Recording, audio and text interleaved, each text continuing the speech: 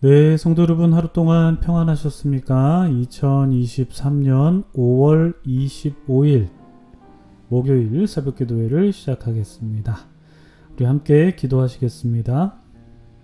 하나님 아버지, 우리에게 생명을 허락해 주시고 오늘도 새로운 하루를 허락해 주셔서 참 감사드립니다. 오늘도 눈을 뜨며 우리가 속한 공간을 바라보고 또 가족들도 바라보고 주변의 사람들을 바라보면서 그리고 또 주님께서 지으신 이 자연 만물을 바라보게 하시니 참 감사합니다. 우리가 볼 수 있는 것은 하나님의 은혜이고 또 우리가 바라볼 것이 있다는 것도 하나님의 은혜임을 고백합니다. 우리가 눈으로 볼 수 없는 것을 또 마음의 눈으로도 보게 하시고 우리의 마음이 하나님의 은혜를 바라보면서 오늘 하루 살아갈 수 있기를 소망합니다.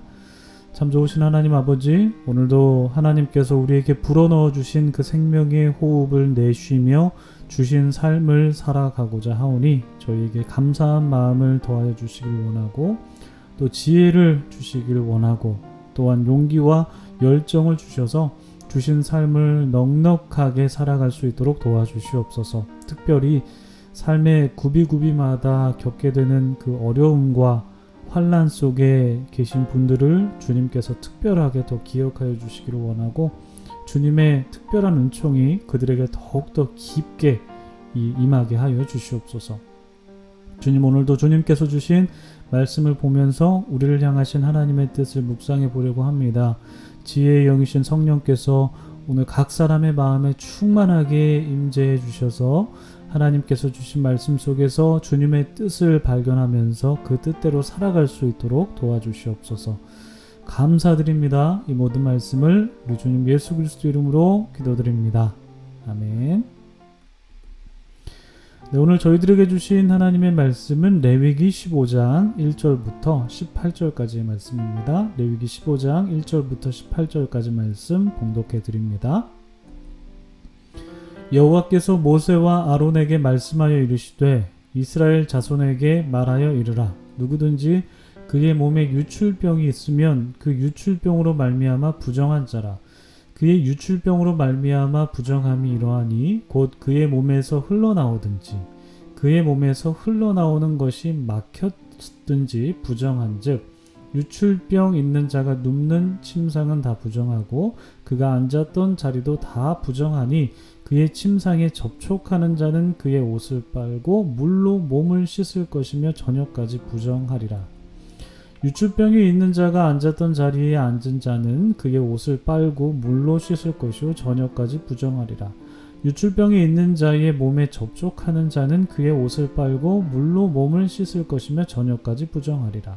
유출병이 있는 자가 정한 자에게 침을 뱉으면 정한 자는 그의 옷을 빨고 물로 몸을 씻을 것이며 저녁까지 부정하리라. 유출병이 있는 자가 탔던 안장은 다 부정하며 그의 몸 아래에 닿았던 것에 접촉한 자는 다 저녁까지 부정하며 그런 것을 옮기는 자는 그의 옷을 빨고 물로 몸을 씻을 것이며 저녁까지 부정하리라. 유출병이 있는 자가 물로 그의 손을 씻지 아니하고 아무든지 만지면 그 자는 그의 옷을 빨고 물로 몸을 씻을 것이며 저녁까지 부정하리라. 유출병이 있는 자가 만진 질그릇은 깨뜨리고 나무 그릇은 다 물로 씻을지니라. 유출병이 있는 자는 그의 유출이 깨끗해지거든 그가 정결하게 되기 위하여 이레를 센 후에 옷을 빨고 흐르는 물에 그의 몸을 씻을 것이라. 그러면 그가 정하리니 여덟째 날에 산 비둘기 2마리나 집 비둘기 새끼 2마리를 자기를 위하여 가져다가 회막문 여호와 앞으로 가서 제사장에게 줄 것이요 제사장은 그 한 마리는 속죄제로 다른 한 마리는 번제로 드려 그의 유출병으로 말미암아 여호와 앞에서 속죄할지니라. 설정한 자는 전신을 물로 씻을 것이며 저녁까지 부정하리라. 정수가 묻은 모든 옷과 가죽은 물에 빨 것이며 저녁까지 부정하리라. 남녀가 동침하여 설정하였거든 둘 다 물로 몸을 씻을 것이며 저녁까지 부정하리라. 아멘. 네, 참 좋으신 우리 주님의 크신 은총이 우리 토론토 한인장로교회 모든 분들에게 오늘도 함께 하시기를 주님의 이름으로 축복합니다. 성도 여러분, 좋은 하루 맞이하셨습니까? 오늘도 주님 안에서 복된 날 되시길 바라고요. 오늘도 말씀 속에서 우리 각자를 향한 그리고 또한 우리를 향한 하나님의 뜻을 발견하면서 그 뜻대로 살아가시는 여러분 되시기를 소망합니다. 오늘은 우리가 레위기 15장 말씀을 나누는데요. 유출병에 관련된 본문이죠. 특별히 유출병에 걸린 사람과 직접적으로나 간접적으로 접촉했을 때 어떻게 부정을 해결할 수 있을지를 상세하게 다루고 있습니다. 그리고 나아가서 유출병에 걸린 사람이 회복됐을 때 어떤 절차를 거쳐서 공동체에 복귀할 수 있을지를 다루고 있고, 또 마지막으로 남성이 그 정액을 유출했을 때나 남녀가 성관계를 맺었을 때에도 부정하다라고 이렇게 선언하면서 이에 대해서도 짤막하게 다루고 있습니다. 그러니까 오늘 본문은 전반적으로 생식기와 관련되어 있다라는 것을 우리가 볼 수 있죠. 그러니까 오늘 본문에서는 이 생식기에서 나오는 물질, 남성이라면 정액이고요. 또 여성은 피가 되겠죠. 내일 본문에서 볼 수 있는데요. 혹은 또 병에 걸렸을 때 이 생식기에서 고름 같은 것이 나올 수도 있는데 그런 것을 좀 다루고 있습니다. 그래서 이렇게 생식기에서 나오는 물질에 대해서 좀 조절할 수 없게 이것이 막 나오거나 혹은 반대로 막혀 있을 때 이것을 이제 유출병이다 이렇게 명명하고, 이 유출병에 걸린 사람은 부정하게 된다 이렇게 말씀을 하고 있죠. 이 생식기 안에 있는 물질이 그 외부로 유출되었을 때 이것이 부정한 이유는 어제도 신 목사님께서 말씀하셨고 그 전에도 이제 저와 또 신 목사님이 말씀드린 적이 있는데, 몸 안에 있어야 하는 것들이 밖으로 유출되는 것이 그때 당시 이제 부정한 것으로 여겼는데, 이것의 연장선상에서 오늘 본문도 보시면 될 것 같고요. 그러니까 생명과 연관되어 있는 그 생식기 안에 있는 물질, 남성은 정액이라든지 여성의 어떤 그런 생리, 어떤 그런 혈, 피 이런 것들이 유출되는 것도 당시 사회에서는 이제 마땅히 부정하다라고 여겼고, 또 게다가 이런 것들을 조절하지 못하거나 막혀 있는 것은 생식기 기능에 문제가 발생한 것이기 때문에 이 또한 부정한 것으로 여겼다라는 것입니다. 게다가 이 유출병에 걸린 사람과 직접적으로나 간접적으로나 접촉한 사람 부정하게 된다라고 말씀하고 있는데, 5절 이하부터 보시면 쭉 이제 케이스가 나오고 있습니다. 유출병에 걸린 사람의 침상에 눕는 자는 부정해지고, 유출병에 걸린 사람이 앉은 자리에 앉은 사람도 부정해지고, 직접적으로 유출병에 걸린 사람의 몸에 접촉했을 때도 부정해지고, 유출병에 걸린 사람이 뱉은 침에 묻은 사람도 부정해지고, 그뿐만 아니라 유출병자가 앉은 안장이라든지 그가 깔고 앉았던 자리라든지 혹은 그가 손을 씻지 않고 만졌던 것이라든지 이런 접촉이 있는 자, 그러니까 간접적인 이런 접촉이 있는 자도 부정해지고, 그리고 심지어 유출병자가 만진 질그릇은 또 깨트려야 한다라고까지도 말씀하고 있고요. 이렇게 유출병자와 접촉한 자는 부정해지는데, 그래서 이 부정을 면하기 위해서는 옷을 빨아야 되고 또 물로 몸을 씻어야 되고, 또 그렇다 하더라도 저녁까지 또 부정하게 됩니다. 이 내용에 대해서 말씀하고 있고, 그리고 13절부터 15절까지 말씀을 보시면 유출병자가 회복됐을 때 정결 예식을 하지 않습니까? 이 정결 예식을 하는 데에 필요한 제물들에 대해서 나오고 있죠. 산비둘기 2마리나 혹은 집비둘기 새끼 2마리 이렇게 되어 있는데, 이것을 이제 제사장에게 가지고 가면 제사장이 회복된 자를 위해서 2마리 중에 1마리는 속죄제, 그리고 1마리는 또 번제제를 드리게 된다 이렇게 말씀하고 있습니다.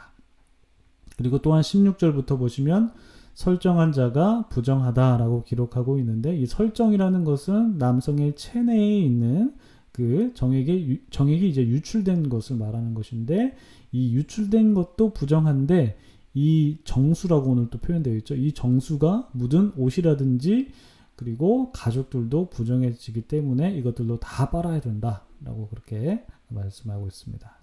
그리고 마지막으로 18절에서 남녀간이 동침해서 설정한 것도 부정한 것이라고 말씀하고 있는데, 정액이 유출되거나 혹은 피가 유출되는 것은 부정한 것이다, 이런 것을 우리가 앞에서 나누었는데, 이 생명을 창조하는 남녀간의 성관계가 왜 부정한 것인지 좀 의아한 생각이 들기도 합니다. 그런데 이 구절이 이제 남녀간의 성관계를 차단해야 된다 이런 의미로 말씀드린 것은 아니고요.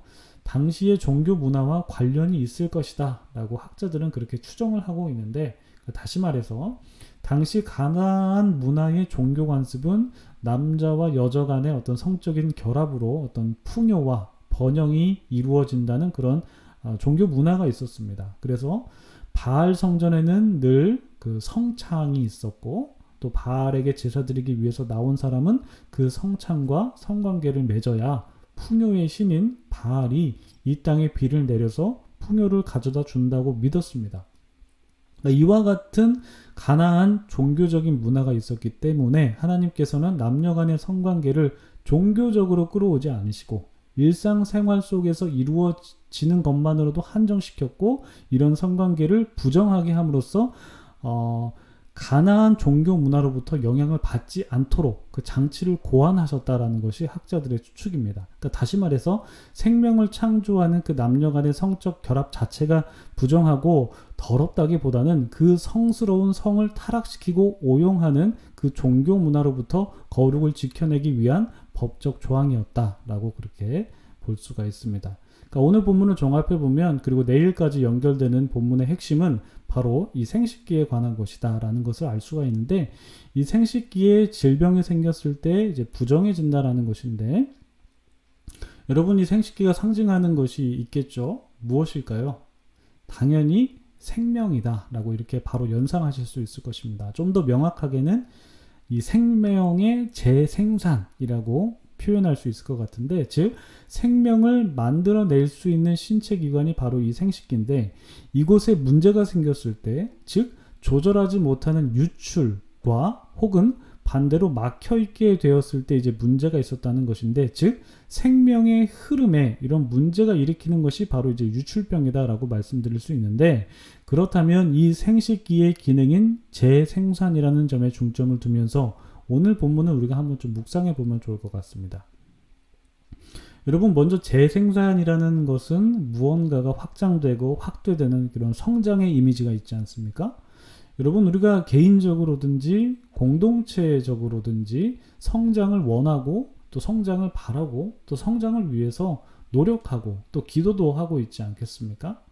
그렇다면 우리가 오늘 본문을 통해서 이 성장을 위해서, 우리가 성장을 위해서 어떤 지혜를 얻을 수 있을까? 그런 부분이 있을 텐데, 그 부분을 오늘 본문을 통해서 한번 발견해 보면 좋을 것 같습니다. 오늘 본문 3절 말씀 다시 한번 보실까요? 그의 유출병으로 말미암아 부정함이 이러하니 곧 그의 몸에서 흘러나오든지 그의 몸에서 흘러나오는 것이 막혔든지 부정한즉.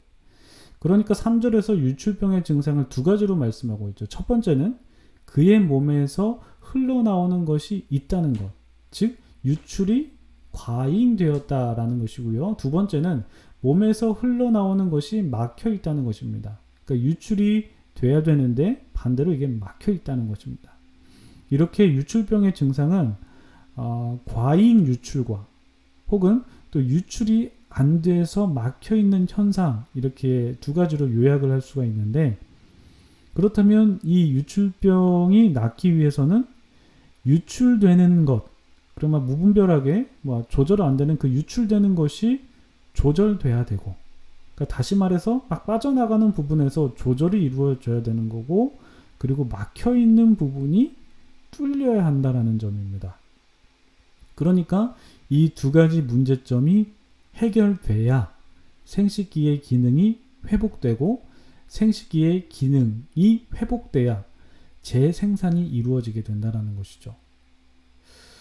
여러분, 우리가 성장을 하기 위해서는 반드시 불필요하게 유출되는 부분은 없는지 혹은 막혀있는 부분은 없는지를 우리가 한번 점검해 보아야 할 것 같습니다. 우리의 각자의 인생 속에서 각 개별적인 사람의 에너지는 한정적이지 않습니까?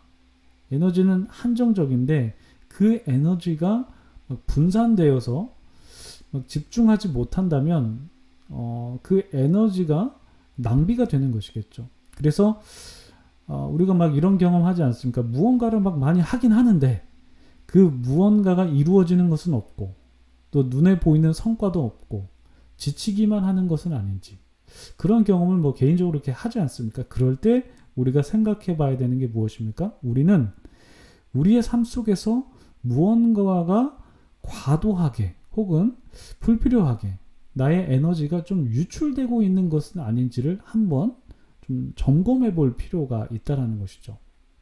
그리고 또 반대의 경우도 한번 생각해 봐야겠죠. 반대로 무언가가 막혀 있어서 성장이 가로막혀 있을 수 있다는 것입니다.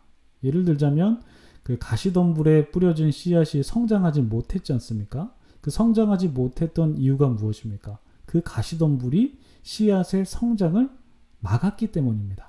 그래서 성장하지 못했던 것처럼 나의 인생 속에서 막혀 있는 부분은 없는지, 뭐 그 부분이 뭐 사람과의 소통이 될 수도 있겠고요. 아니면 뭐 개인적인 어떤 뭐 갈등이 될 수 있겠고, 아니면은 뭐 모르겠습니다. 여러 가지 부분에서 좀 막혀 있는 부분이 있었을 텐데, 그 막혀 있는 부분을 한번 점검해서 그것을 뚫어보려는 그런 노력과 기도를 해야 성장이 이루어지고 삶에서 재생산이 이루어진다라고 할 수가 있겠습니다.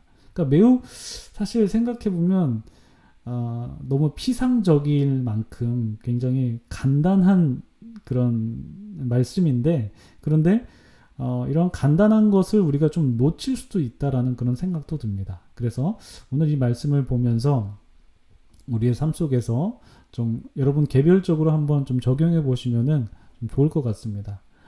우리의 성장을 위해서 유출되는 부분 한번 점검해 보고, 또한 막혀 있는 부분 없는지 한번 돌아보면 좋을 것 같습니다. 이 재생산이라는 것은 바로 불필요한 유출을 막고 막혀 있는 부분이 뚫리고 선순환되어야 이 재생산이 이루어진다라는 것을 우리가 한번 깊게 생각해 보면서 오늘 말씀을 통해서 여러분들에게 깨닫는 은혜가 있으시길 원하고요.